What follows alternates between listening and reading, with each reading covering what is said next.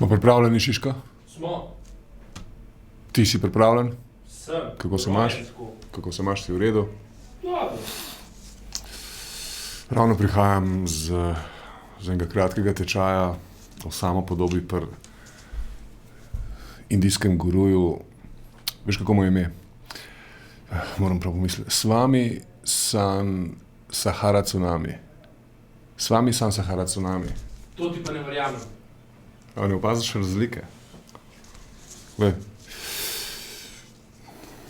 Premalo pozornosti sem vse življenje posvečal samopodobi, a veš.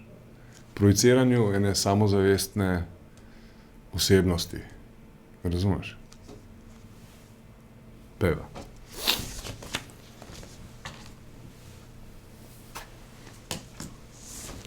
Si? Kavica? Gra.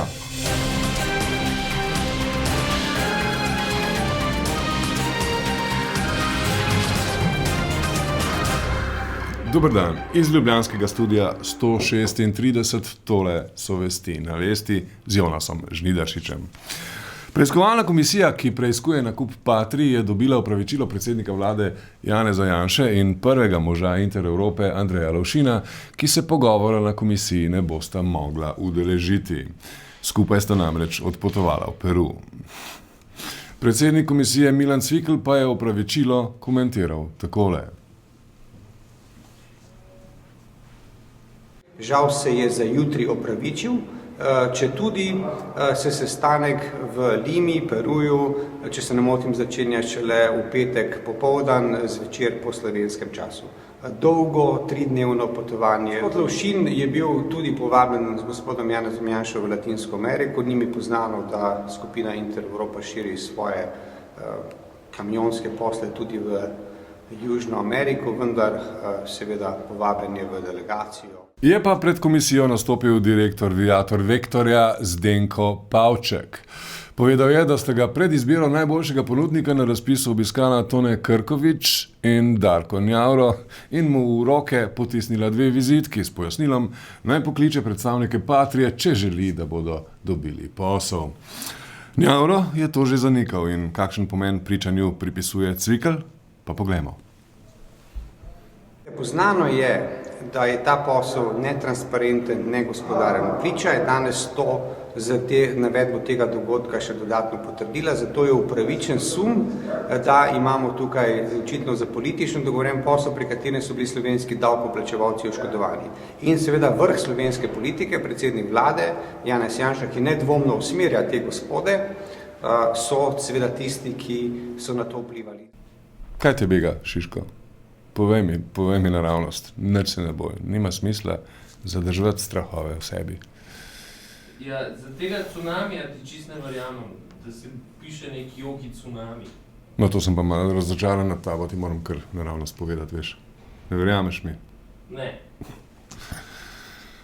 Beati pauperes spiritu. Poslanska skupina Zares zaradi pomorov čebel zahteva sklic nujnih sej odborov za okolje in kmetijstvo. Pavel Gantar, pa neka napaka je tu, Šiško, ampak samozavestno bom šel čez njo.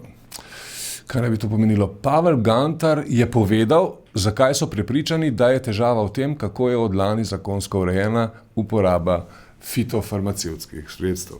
Novi zakon bistveno olajša dajanje teh sredstev v promet, zmanjšuje nadzor nad napravami, s katerimi se recimo vnaša ta sredstva v okolje, recimo škropilnice, zmanjšuje zahteve po izobraževanju, nepregledno ureja evalvacijo in dajanje sredstev v promet in tako naprej in tako naprej. Skratka, ta zakon je preprosto omogočil, da so sredstva lažje, enostavnejše, dostopna večjemu številu ljudi in rezultati imamo sedaj na dlani. Poslanko NSI Marjetko Uhan, vem, mislite si, da je šala, ne, res se tako piše, torej Marjetko Uhan, ki se sama ukvarja s prodajo fitofarmacevtskih sredstev in je bila glasna zagovornica omenjenega zakona, smo zato povprašali, ali se je poraba fitofarmacevtskih sredstev v zadnjem letu morda povečala. Po naših informacijah in tudi, kot sem slišala predstavnike ministrstva, se je poraba zmanjšala, kar je tudi prav, predvsem pa bi morali delati na strokovni uporabi fitofarmacevtskih sredstev. Razmišljam. Mečkin noter me pa vseeno malo grize, veš, kakor da na ta način izdajam samega sebe, da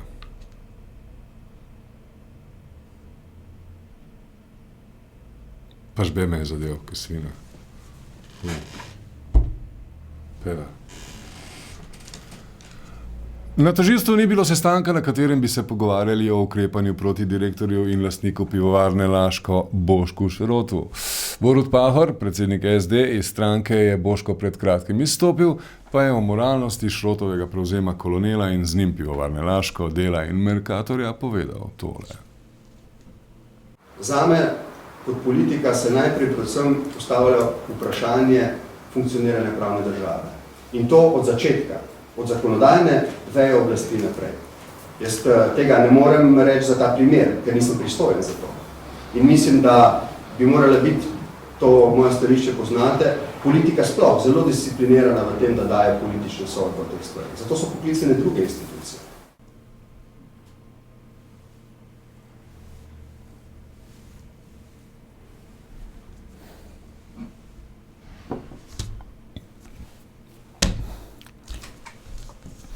Združenje slovenskih katoliških skavtin in skavtov poleti pripravlja prvi veliki slovenski Tabo Jamboree. Kako lepo, prav po ameriško. Jamboree, ki ga bo obiskalo 4000 slovenskih skavtov. Programski vodja Žiga Kovačič nam je med drugim povedal, da bo vse skupaj stalo 400 000 jebenih evrov. Koliko? Na osebo pride samo 100 evrov. To je 100 evrov pomeni, da dejansko omogočimo 10-dnevno bivanje otroku z vsemi možnosti prevoza, vsemi igrami, vsemi novi zemljinosti, abzajli, vrmi, potmi preživetja, velikimi igrami in tako naprej. Slovenija, Slovenija, Slovenija. Kulturac. Sinoči pa smo se pridružili množici žejnih študentov in se odpravili na Rožnik na že 25. majske igre, kjer je med drugimi za zabavo skrbel tudi simpatični six-pack Čukur.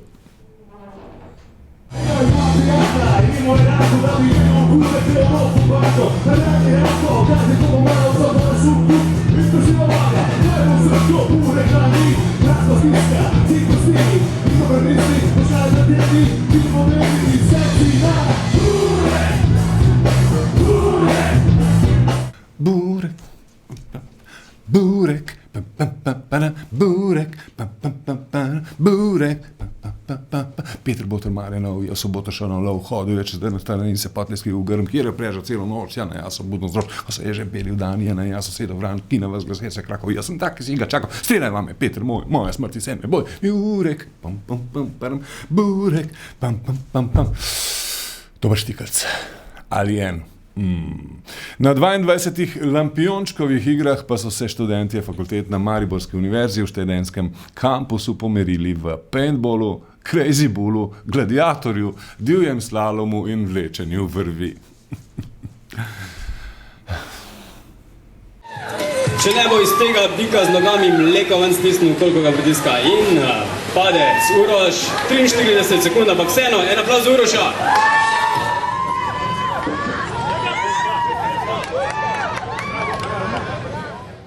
Še vreme, sodeč po dolžini krilc v Ljubljani, je pomlad končno pokazala svoje zobe. Iz ljubljanskega studia 136, to so bile vesti na vesti z Jonasom Žnidaršičem. Nasvidenje.